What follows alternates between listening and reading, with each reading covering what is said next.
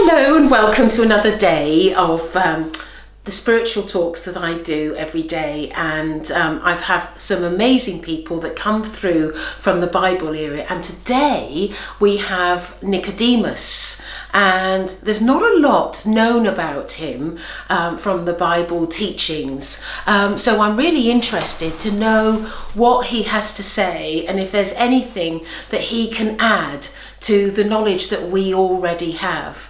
And so I am just aware of him standing there, but before we go to him, I also want to say, don't forget to subscribe and press the bell if you want to be notified of some of these extraordinary talks that I'm getting from the Bible era.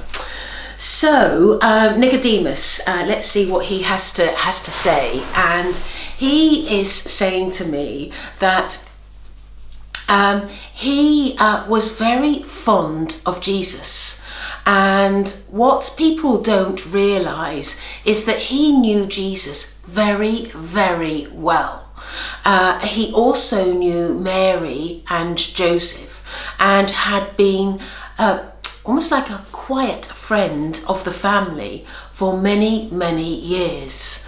And this friendship is something that was established very early on in Jesus's life.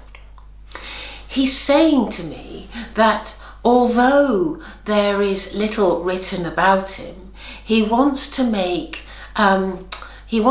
his case. He wants to tell people of what he feels his role was with Jesus and what he achieved as a result of knowing Jesus.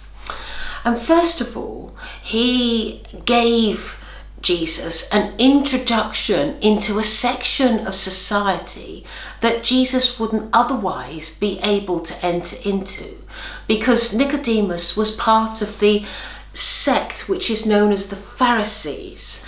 And he says, and he's telling me that if he was able to introduce Jesus to many people that wouldn't have otherwise spoken to Jesus, and he's saying that he feels rather proud that he was able to spread the diversity of the people that were introduced to Jesus. When he was a lot younger, and he's referring to Jesus, he knew him quite well and spent much time with the family as they and he's saying to me that it was by a sort of fluke circumstance that they were able to know each other. And this fluke circumstance was that Nicodemus had relatives in another area, and he was able to visit these relatives and stay with them for an elongated period of time. And what this meant was that he was able to be close to Jesus at this time. He's saying to me that once he had established the friendship of Jesus, he instinctively knew in his heart that the teachings of Jesus and the words of Jesus was as true words that he needed to honor and listen to. And he felt that his role within the Pharisee was actually a role that didn't ultimately serve him well, for he felt that he was amongst people that was against Jesus, and it wasn't something that he really enjoyed or liked. He always says that he feels that his greatest statement was that he should allow Jesus to be free, and he should have, and he's saying that he asked all of them to allow Jesus to be able to have the freedom of his speech and the freedom of his words.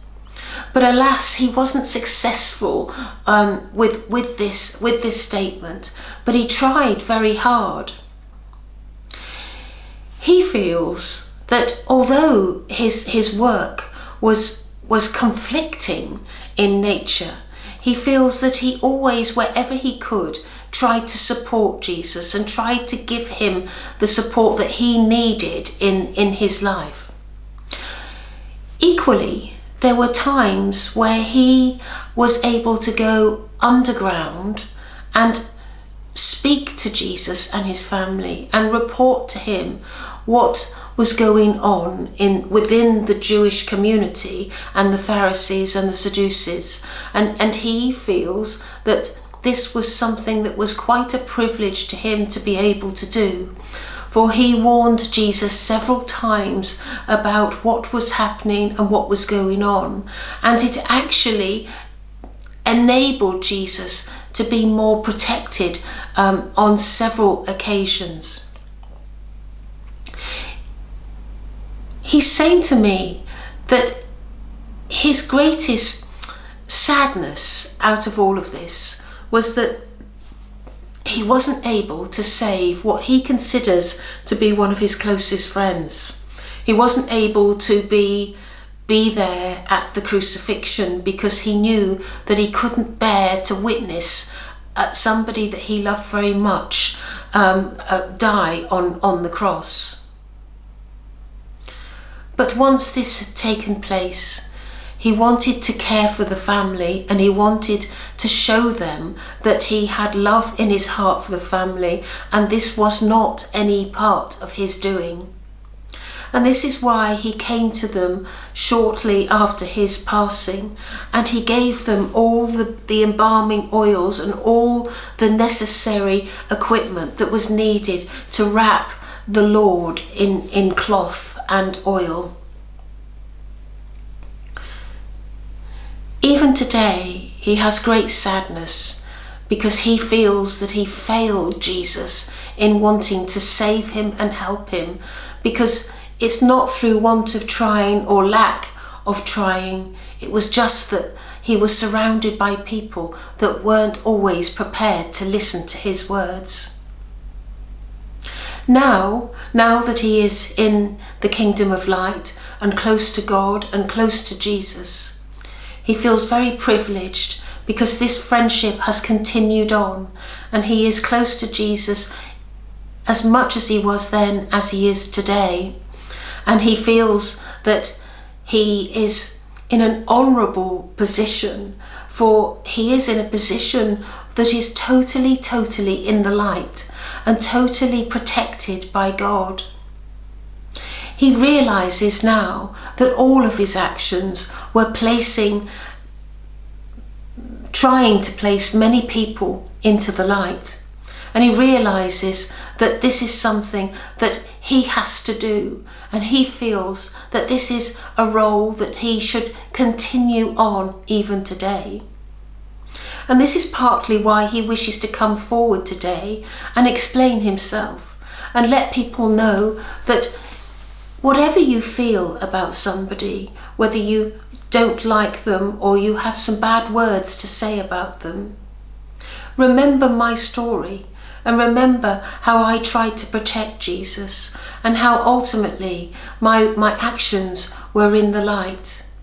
And he's pleading with you to always be in the light and always think of God and think of Jesus and think of our world and what we achieved. He says he has great love for all of humanity and will always be there.